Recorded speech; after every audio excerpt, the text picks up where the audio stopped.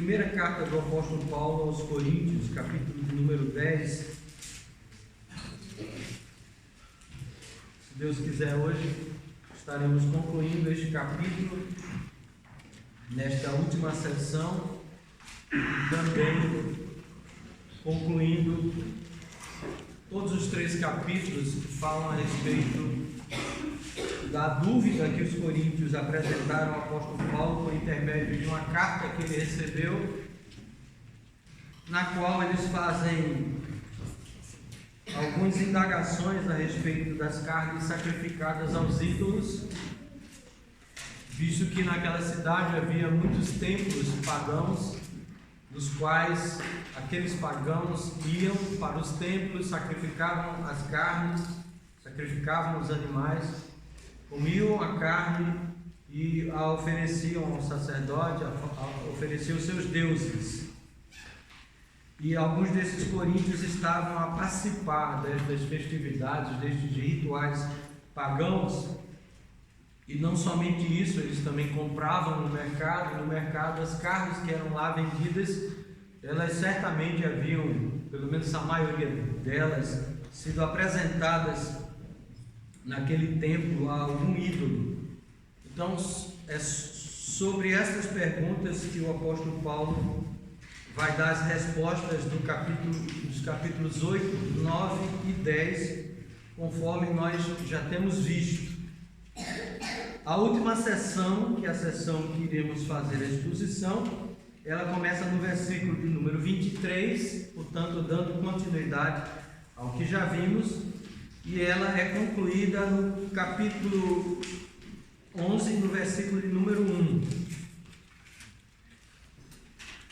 Portanto, nós iremos ler, fazer essa leitura, 1 Coríntios capítulo 10, versículos 23 até o versículo de número 1 do capítulo 11. Diz assim a palavra do nosso Deus: todas as coisas são lícitas, mas nem todas convêm. Todas são lícitas, mas nem todas edificam. Ninguém busque o seu próprio interesse, e sim o de outrem. Comei de tudo o que se vende no mercado, sem nada perguntardes, por motivo de consciência. Porque do Senhor é a terra e a sua plenitude.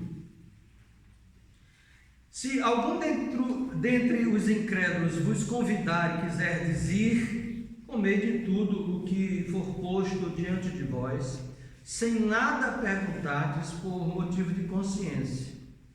Porém, se alguém vos disser isto é coisa sacrificada a ídolo, não comais, por causa daquele que vos advertiu e por causa da consciência. Consciência, digo, não a tua propriamente, mas a do outro. Pois porque há de ser julgada a minha liberdade pela consciência alheia? Se eu participo com ações de graças, porque hei de ser vituperado por causa daquilo por que dou graças? Portanto, quer comais, quer bebais ou façais outra coisa qualquer, fazei tudo para a glória de Deus. Não vos torneis causa de tropeço, nem para judeus, nem para gentios, nem tampouco para a igreja de Deus. Assim como também eu procuro em tudo ser agradável a todos, não buscando o meu próprio interesse, mas o de muitos, para que sejam salvos. Sede meus imitadores, como também eu sou de Cristo. Até aí a palavra do nosso Deus. Oremos. Amém. Senhor nosso Deus, nós suplicamos a iluminação do Teu Espírito para o entendimento da Tua palavra, para que ela penetre na nossa mente, no nosso coração, e para que ela seja aplicada no nosso cotidiano, na nossa vida como cristãos. Que o Senhor seja misericordioso e nos abençoe com a Tua palavra e nos edifique para a própria glória do Teu nome e para o bem do nosso próximo. Nós oramos em nome de Jesus. Amém. Amém. Irmãos, portanto, O capítulo 10 é o capítulo propriamente onde o apóstolo começa a dar aquelas respostas. A primeira questão que ele tratou no capítulo 8 e que volta a tratar no capítulo 10, o qual nós já vimos, ele dá a resposta a respeito de se comer carne sacrificada a ídolos em templos pagãos. E a resposta do apóstolo Paulo é que esses coríntios, mesmo aqueles que tinham uma consciência clara e fortalecida a respeito de que o ídolo nada é, o ídolo é vão e aquilo que era sacrificado ao ídolo nada era, entretanto, ao participarem em templos pagãos com eles, naquela festividade, naquele rito, há um Deus que, na verdade, por trás daquele ídolo haviam demônios. Eles de forma nenhuma deveriam participar, porque eles estavam em comunhão com os demônios. Embora não houvesse ídolo algum, embora aquela carne fosse algo feito pelo próprio Deus, e, portanto, todo e qualquer cristão poderia se alimentar dela, entretanto, pelo fato deles estarem participando daquela oferenda junto com aqueles pagãos, eles não deveriam então participar destas festividades religiosas junto ao templo pagão com aqueles pagãos, em hipótese alguma.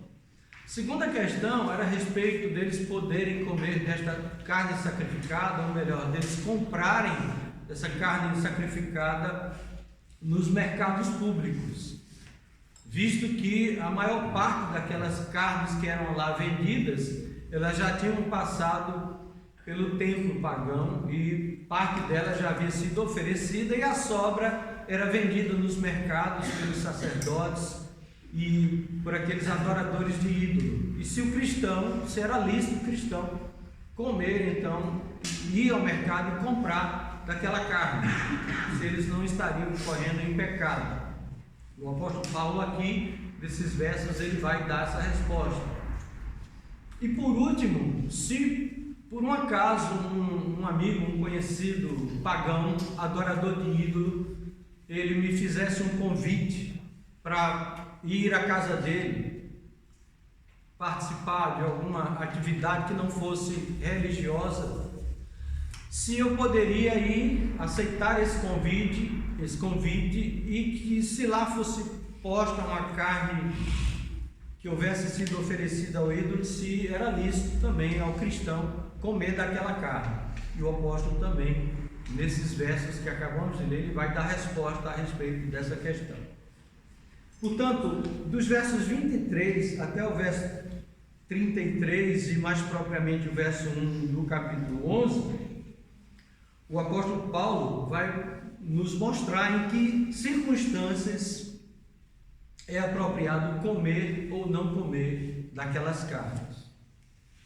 Ele vai dizer que não basta haver licitude, legalidade na coisa, mas que nós devemos observar alguns princípios. No verso 23 e 24 dessa última sessão que lemos, o apóstolo Paulo vai estabelecer um fundamento, que na verdade ele já vem fundamentando no capítulo 8, 9 e aqui também no capítulo 10, mas ele vai reforçar aquela ideia no verso 23 e 24 desse capítulo 10. No verso 25 e 26, ele vai dar a resposta propriamente, com base no fundamento já lançado, a respeito de se comer ou de se comprar carne no mercado, conforme já fizemos referência, verso 25 e 26, e vai nos dar dois princípios que devem ser os reguladores para que nós decidamos comer ou não comer daquela carne oferecida aos ídolos. Do verso 27 até o 27, o versículo de número 30, o apóstolo Paulo vai dar a resposta a respeito daquele convite que me foi feito para participar ou para comemorar alguma coisa na casa de um amigo pagão. E ele também apresenta mais um princípio no final, na sua conclusão, que está no versículo 31 em diante até o versículo número 1, no capítulo número 11. Ele então vai concluir esse assunto e vai partir para dar resposta a uma outra questão. Portanto, é mais ou menos assim que está estruturada esta seção deste capítulo 10, esta última seção. O que o apóstolo Paulo nos diz, quando ele se refere a que todas as coisas são lícitas, na verdade, conforme já vimos, ele diz isso, e em algumas versões, essa passagem, esse trecho propriamente está entre aspas, porque esse era o argumento daqueles irmãos de consciência forte, que entendia, e de forma correta, que a carne sacrificada ao ídolo nada era, e que o ídolo era uma coisa vã, sem qualquer valor, e que, portanto, comer da carne sacrificada ao ídolo era algo lícito. Então eles apresentavam este argumento: todas as coisas são lícitas, diziam estes irmãos de consciência mais robustecida. O apóstolo Paulo complementa isto, concordando, é verdade, todas as coisas são lícitas, mas ele diz, mas nem todas convêm. É uma resposta do apóstolo Paulo a respeito desse princípio geral de que todas as coisas são lícitas. Paulo, portanto, complementa e contrasta, dizendo, é verdade, mas nem todas as coisas convêm. Ele repete mais uma vez, pela quarta vez, porque ele já fez referência a isso no capítulo 6, nós vamos já para lá. Todas são lícitas. E o apóstolo Paulo então complementa, mas nem todas edificam. Portanto, ele apresenta o princípio geral e dá os limites deste princípio. Não basta haver licitude nas coisas. Nós temos que levar em consideração o nosso irmão, o nosso próximo, para podermos decidir se vamos desfrutar daquilo que é lícito por si só, ou se não vamos desfrutar. Então, há um fator determinante para que nós decidamos desfrutar do que é lícito ou não, a depender das circunstâncias. É sobre isso que o apóstolo Paulo fala aqui e que, na verdade, ele já havia feito referência. Nós já vimos isto, não sei se os irmãos lembram, mas no capítulo de número 6, o apóstolo Paulo ele faz referência a este mesmo princípio. Observem lá, 1 Coríntios 6, 12.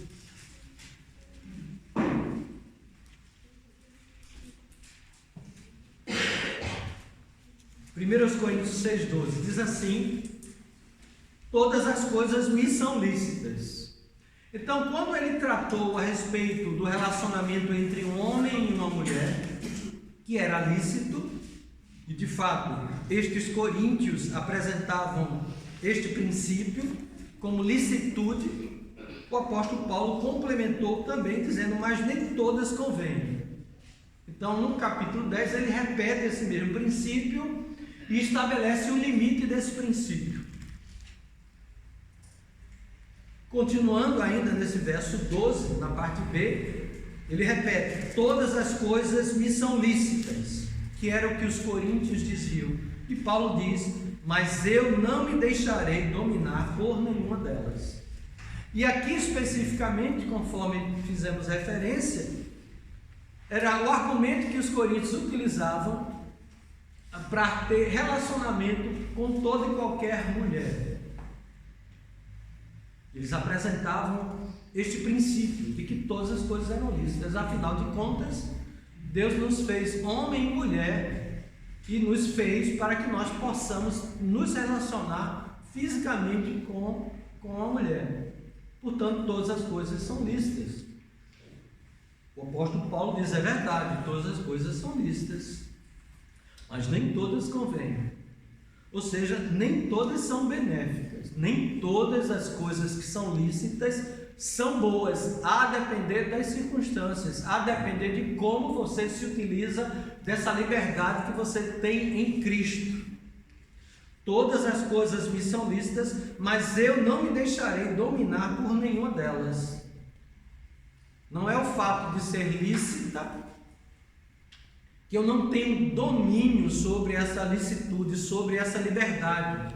Eu tenho que ter domínio sobre a minha liberdade de fazer determinadas coisas, a depender das circunstâncias. Então, o apóstolo Paulo aqui nos apresenta no capítulo 6 algo muito mais sério, muito mais grave, do ponto de vista de que de fato era pecado. É por isso que ele vai dizer que nós só podemos nos relacionar com o nosso cônjuge. E ele vai então apresentar no capítulo 7 o casamento para uma solução, para essa necessidade humana lícita de nos relacionarmos com o sexo oposto. Então ele vai estabelecer o casamento monogâmico e heterossexual. No capítulo 8 é uma questão na qual a neutralidade em comer ou não comer. Aí você pode de fato escolher comer ou não comer. Você tem essa opção, você tem essa liberdade. Entretanto, essa liberdade não pode ser exercida de todo e qualquer jeito, de toda e qualquer maneira. É por isso que ele vai apresentar então 3 princípios que nós devemos ter sempre em conta para nos utilizarmos da nossa liberdade que nós temos em Cristo, daquilo que é lícito. E observe o que ele vai fazer com relação a algo que é neutro: comer ou não comer carne sacrificada a ídolo. Comer ou não comer é neutro. Eu posso optar por comer ou não comer. Eu não peco se eu comer, eu também não peco se eu não comer. Portanto, é algo neutro. Não há pecado em si, na coisa que era oferecida ao ídolo. Mas há também essas limitações na própria lei, naquilo que não é neutro. Eu tenho que levar em conta outras circunstâncias. Por exemplo, obedecer pai e mãe. Há circunstâncias em que eu não devo obedecer pai e mãe. Quando o pai e a mãe obriga a fazer algo que é contrário à vontade de Deus, aí eu não devo obedecer. Ou as autoridades nos obrigam a nos submetermos aos ídolos, aos demônios, que é o que está por trás do ídolo. Eu também não devo obedecer à autoridade. Nós sabemos que o apóstolo Pedro, assim como os demais apóstolos, quando quiseram obrigá-los a que eles não proclamassem a Cristo, o que foi que Pedro disse? Que importa agradar a Deus do que aos homens. Então, para tudo na vida, inclusive nas coisas lícitas e das coisas próprias da lei, há limitações. Por exemplo, o dia do Senhor. Nós devemos guardar o dia do Senhor, o primeiro dia da semana. Isso não foi extraído dos 10 mandamentos, é um mandamento a ser obedecido. Esse dia do Senhor é o primeiro dia da semana, é o domingo. É um dia no qual nós devemos dedicar às coisas de Deus e ao exercício de misericórdia. Entretanto, há, por exemplo, profissionais da área de medicina, bombeiros e outras atividades as quais, de fato, eles vão precisar, em algumas circunstâncias nestes dias, ter que trabalhar. Então, são situações muito específicas e especiais. Piloto de avião, por exemplo, aeromoça, e assim sucessivamente. Então, há determinadas circunstâncias onde nós teremos que ter sabedoria para poder nos utilizarmos da nossa liberdade ou daquilo que a própria lei nos exige.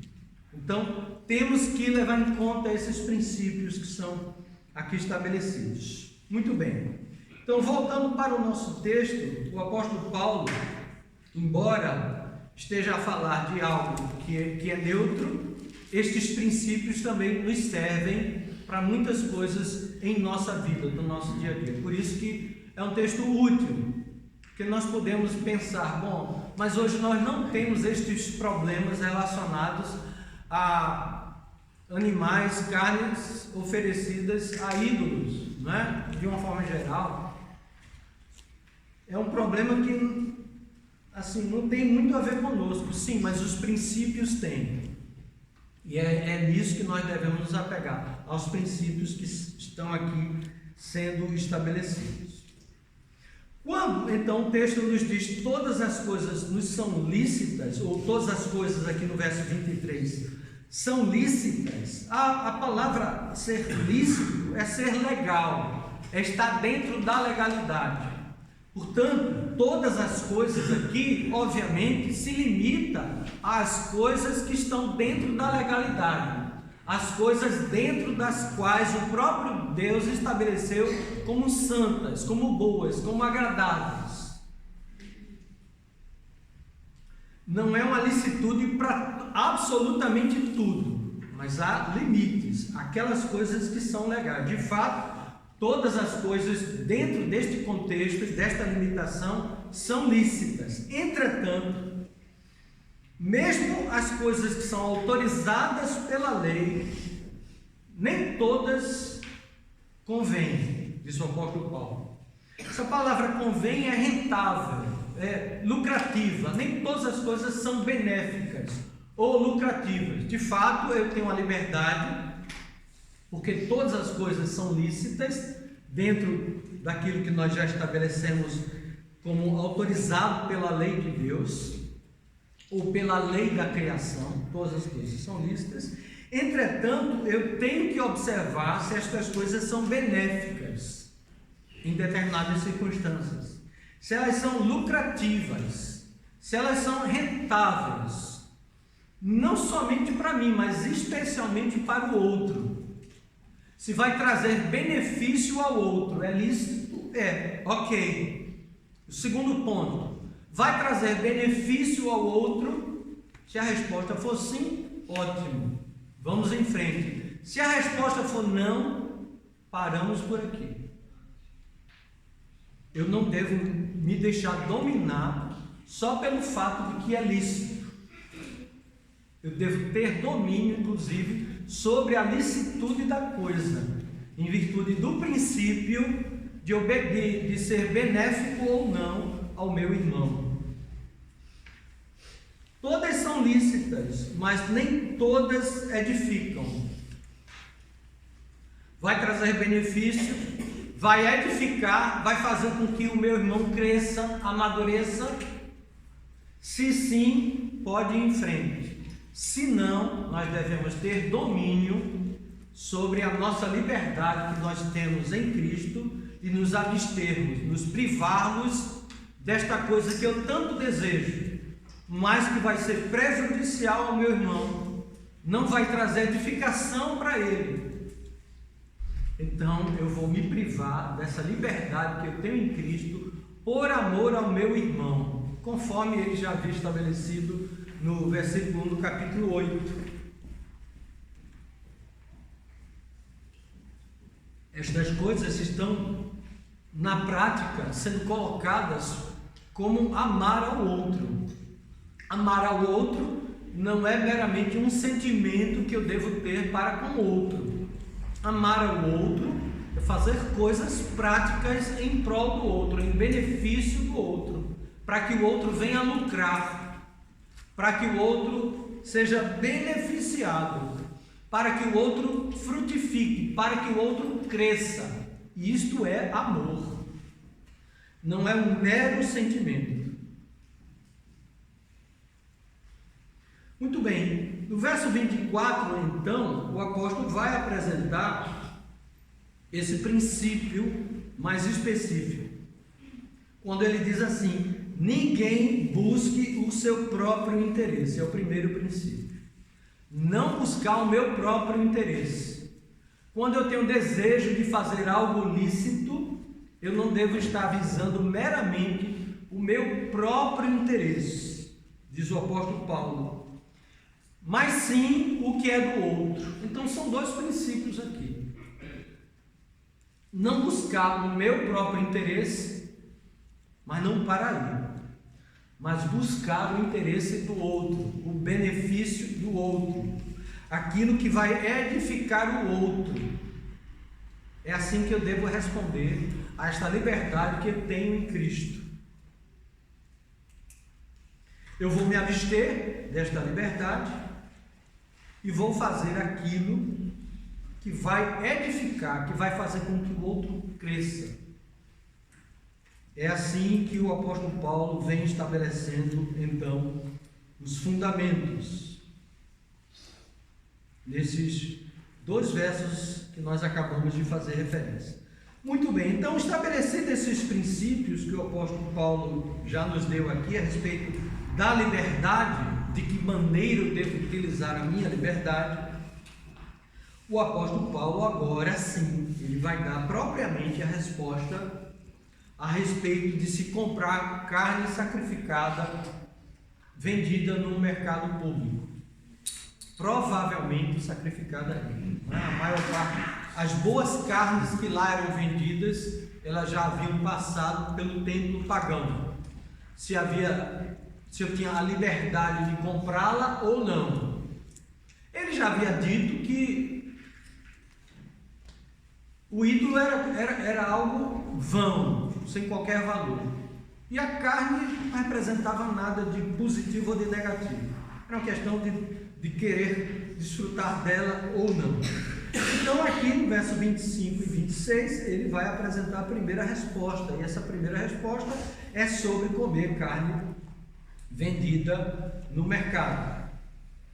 Então ele apresenta a seguinte resposta: comei de tudo que se vende no mercado, sem nada perguntar, por motivo de consciência, porque do Senhor é a terra e a sua plenitude. Essa é a razão pela qual eu devo comer, eu devo comprar, eu devo comer de tudo que se vende no mercado. Se eu for ao mercado público e lá eu desejar comprar aquelas carnes, mesmo que elas tenham vindo de templo pagão, oferecido aos ídolos, eu devo comê-las sem nenhum problema de consciência. Eu devo comprá-la, eu devo comê-la sem qualquer problema. Comer de tudo que se vende no mercado, sem nada perguntar. E ele apresenta o motivo, por motivo de consciência.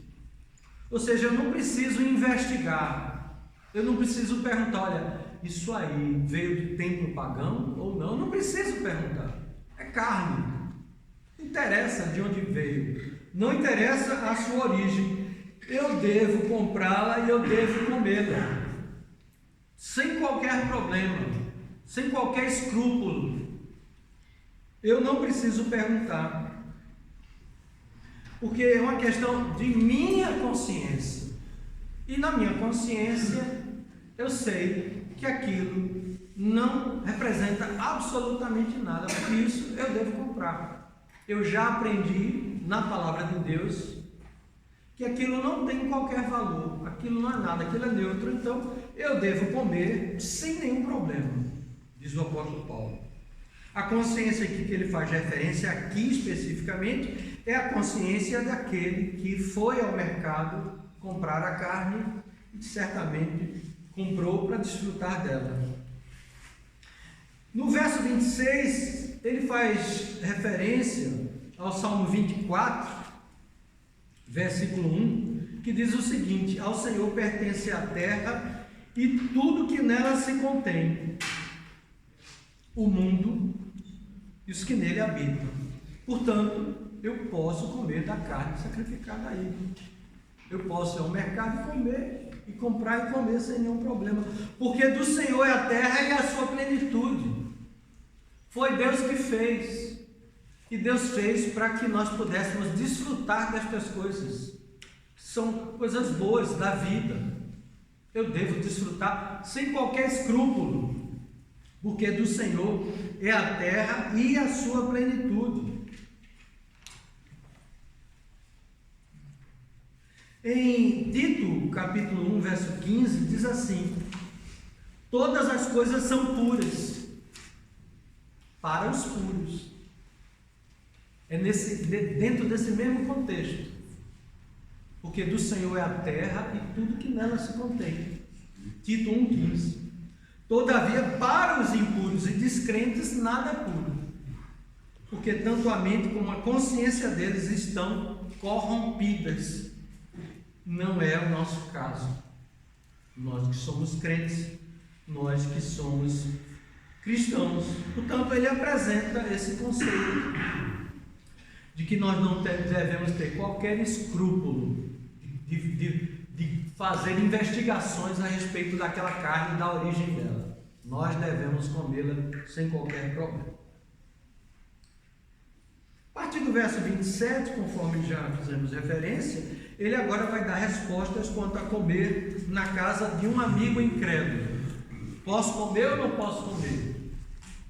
Vamos ver o que é que o apóstolo Paulo diz aqui a respeito disso.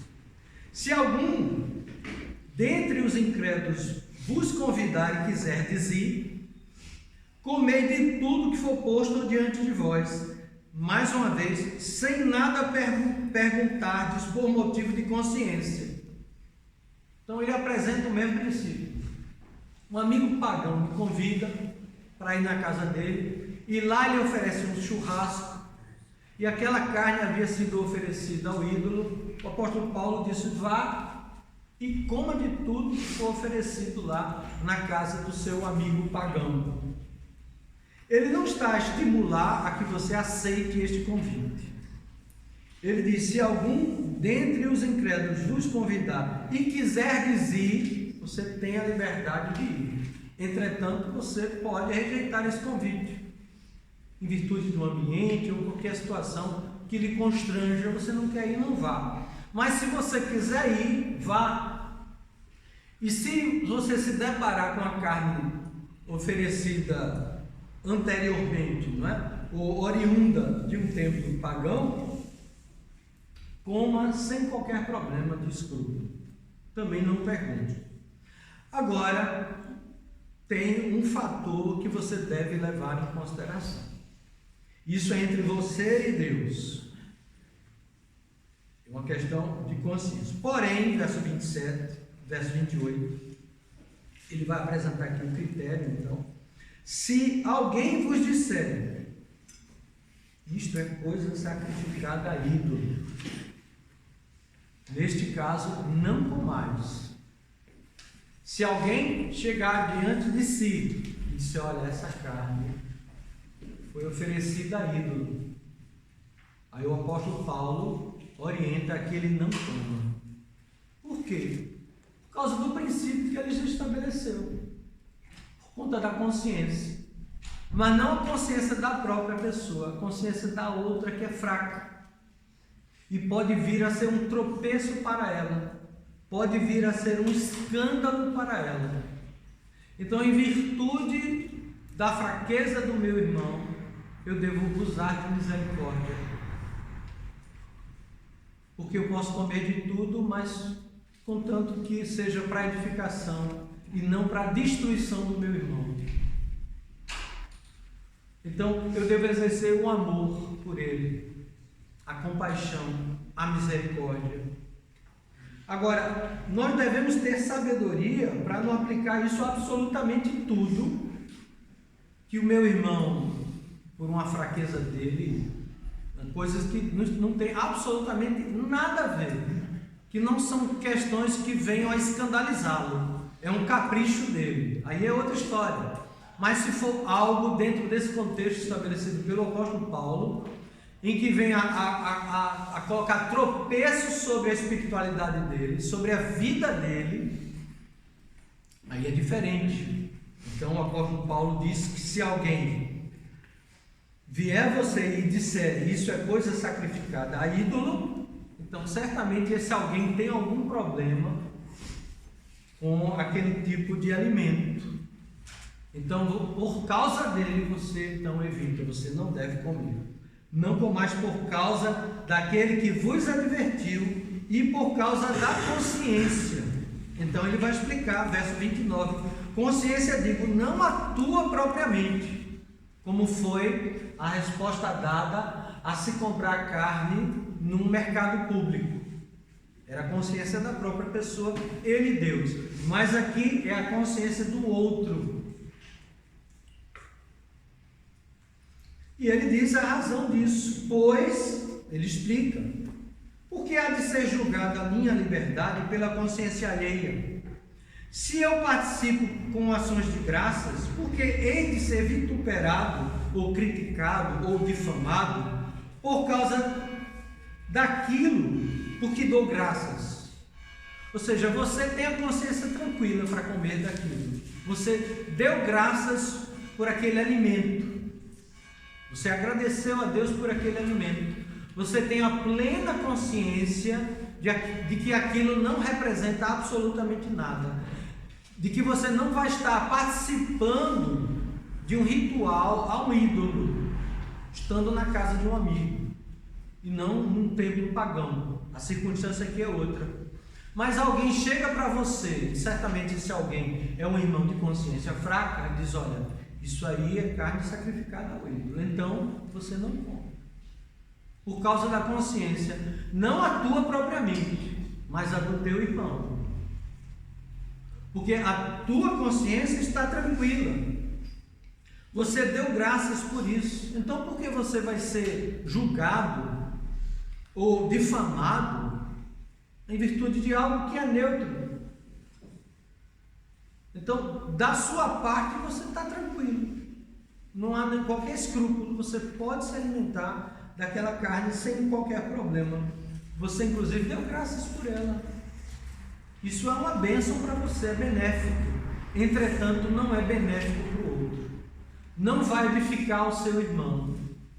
Vai colocar tropeço sobre a vida dele. Por quê? Porque se ele for comer e ainda tiver uma consciência enfraquecida, achar que é pecado, ele vai estar pecando. Peca você que o estimulou, e peca ele porque ele foi de certa forma incentivado a fazer o que você fez, a imitá-lo. E aí, aquele que não faz por fé, peca. Mesmo uma coisa lícita, porque na consciência dele aquilo é pecado e ele ainda assim fez. Então, você não deve fazer, para que ele também não venha a tropeçar, em virtude da consciência dele, a consciência alheia. Portanto, nós devemos sempre, na licitude das coisas, colocar o princípio de que aquilo vai trazer tropeço ao meu irmão ou não. Se vier a trazer tropeço, eu devo evitar.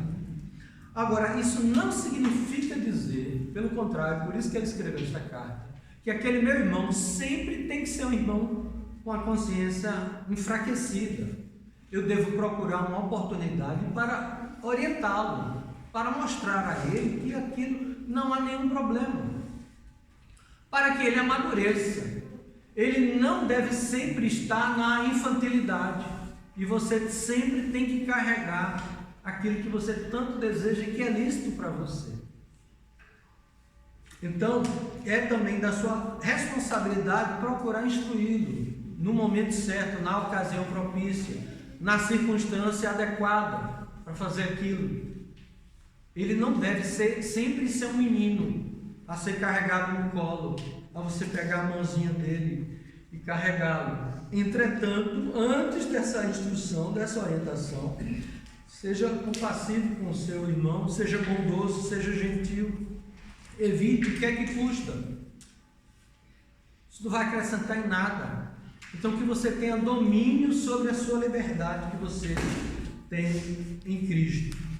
O apóstolo Paulo, então, a partir do versículo 31, ele vai estabelecer o último princípio, e o principal de todos está anexado aos outros dois, que leva em consideração eu ter domínio, não levar em conta o que é propriamente meu, mas sim o que é dos outros. de buscar a edificação do outro, ele vai apresentar aqui, nessa conclusão, um outro princípio, que é o princípio principal. Então, a partir do verso 31, é o terceiro princípio, que é a conclusão. Portanto, diz o apóstolo Paulo, concluindo o que ele acabara de dizer, portanto, quer comais, quer bebais, ou façais outra coisa qualquer, fazei isto para a glória de Deus. Tão conhecido nosso, né?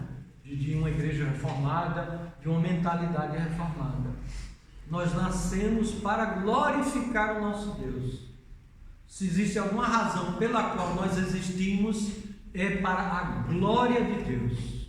E nós glorificamos a Deus quando levamos em consideração o próximo, quando levamos em consideração o nosso irmão. Então, o que eu vou fazer glorifica o nome de Deus. Isso se aplica para várias coisas.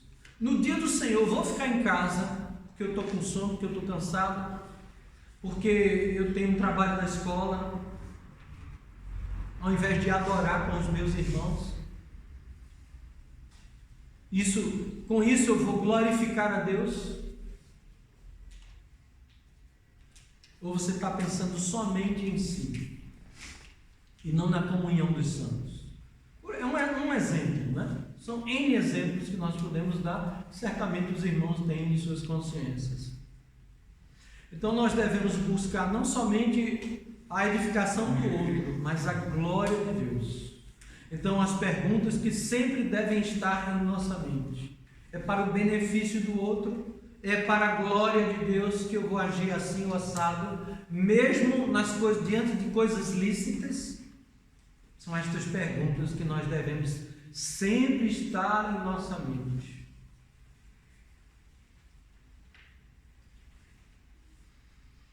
Verso 32: não vos torneis causa de tropeço, nem para o judeu, nem para gentios, nem tampouco para a igreja de Deus. Agindo assim em prol do outro, agindo para a glória de Deus, você não vai ser causa de tropeço de jeito nenhum.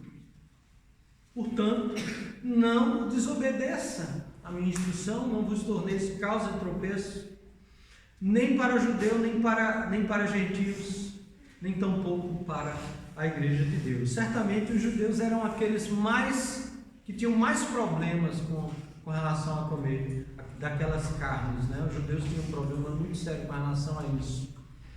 Mas os gentios também. Por isso que no verso 8 ele fala da familiaridade com os ídolos. E aí não pode ser estar relacionado com os gentios, com os judeus, mas com os gentios.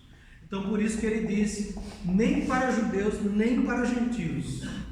E ele resume: nem para a igreja de Deus. Verso 33: assim como também eu procuro, Paulo, né, em tudo ser agradável a todos, dentro desse contexto, não buscando o meu próprio interesse, mas o de muitos, para que sejam salvos. Paulo, ele não somente dá instruções doutrinais a respeito do proceder, mas ele é exemplo. Ele próprio fez isso. Ele próprio deu exemplo no caso da igreja suprir a necessidade dele. Ele próprio se absteve, ele próprio se privou, para que isso não viesse a ser causa de tropeço para aqueles coríntios. É por isso que ele trabalhava com as próprias mãos. Ele não dependia da igreja de Corinto, embora a igreja pudesse e devesse se sustentar no seu ministério, como fazia com Pedro, Barnabé e os demais apóstolos e os irmãos do Senhor. O apóstolo Paulo se privou desse direito que ele tinha. Era um direito que ele tinha, mas ele se privou disso para não vir a ser causa de tropeço para aqueles coríntios, e assim ele pudesse ter acesso a eles, dar exemplo e pregar o evangelho para aqueles irmãos. Porque ele buscava o interesse de muitos para que fossem salvos. E salvos aqui, necessariamente, não é uma referência à salvação dos pagãos para o cristianismo, ou das trevas para a luz, mas os próprios crentes precisam ser salvos à medida que o Evangelho é anunciado a eles. O apóstolo Paulo, por exemplo, para os irmãos conferirem, em 1 Timóteo 4,16, ele diz assim para Timóteo, o jovem pastor Timóteo, 1 Timóteo 4,16: tem cuidado de ti mesmo e da doutrina, continua nestes deveres, porque fazendo assim, salvarás tanto a ti, ele não era salvo, tanto a ti mesmo como os teus ouvintes, os irmãos da igreja. Era a maneira de salvá-los. Não é que eles não fossem salvos, mas deles permanecerem nesse estado de graça. Embora, obviamente, não há possibilidade de um verdadeiro cristão perder salvação. Não é? Isso é impossível aos eleitos de Deus. Entretanto, a santificação é dada e é usada nesse sentido também de salvação. É que o apóstolo Paulo nos diz aqui. E por último, irmãos, verso 1 do capítulo 11: sede meus imitadores, como também eu sou de Cristo. O apóstolo Paulo, portanto, é de fato um exemplo. Me imitem como eu imito a Cristo. Não é simplesmente sejam meus imitadores, mas do mesmo jeito que eu imito a Cristo, você deve imitar a Cristo também. Olhe-me como um exemplo. Eu faço isso, faça também. Sede meus imitadores como eu sou de Cristo. É isso que o apóstolo aqui nos diz, encerrando, portanto, estes capítulos 8, 9 e 10, ao tratar de coisas sacrificadas a ídolos. Os irmãos, portanto, visto que nós fizemos algumas aplicações ao longo da exposição, devem sempre lembrar, em ter em consideração, em tudo, aquilo que for lícito, mesmo aquilo que for lícito, ou mesmo as coisas que não sejam necessariamente neutras, mas exigências da parte de Deus, olhar circunstâncias, se é apropriado ou não, se vai trazer benefício ou não, se vai glorificar a Deus ou não, antes de tomar qualquer decisão, mesmo lícita. Devem sempre levar em consideração estas questões. Sejam coisas da lei ou sejam coisas da natureza, as quais Deus colocou diante de nós para que nós pudéssemos desfrutar. Capítulo 11, irmãos, se Deus quiser, nós iremos no próximo domingo observar alguns princípios aqui, que os irmãos estejam também a estudar, a meditar nele, pois o apóstolo Paulo vai tratar agora a respeito da questão do culto. Nesses capítulos 11, 12, 13 e 14. São 4 capítulos, os quais ele vai estabelecer alguns princípios concernentes ao culto solene, o culto público. E aí nós também iremos, se Deus quiser, aprender coisas importantes, inclusive a respeito do papel do homem e da mulher, e inclusive, principalmente, do culto solene, do culto do Senhor. Os irmãos também devem estar a meditar e a considerar essas coisas. Que Deus, portanto, vos abençoe, nos guarde e nos dê sabedoria, de maneira que usemos esses princípios no nosso dia a dia, para a sua glória. Amém.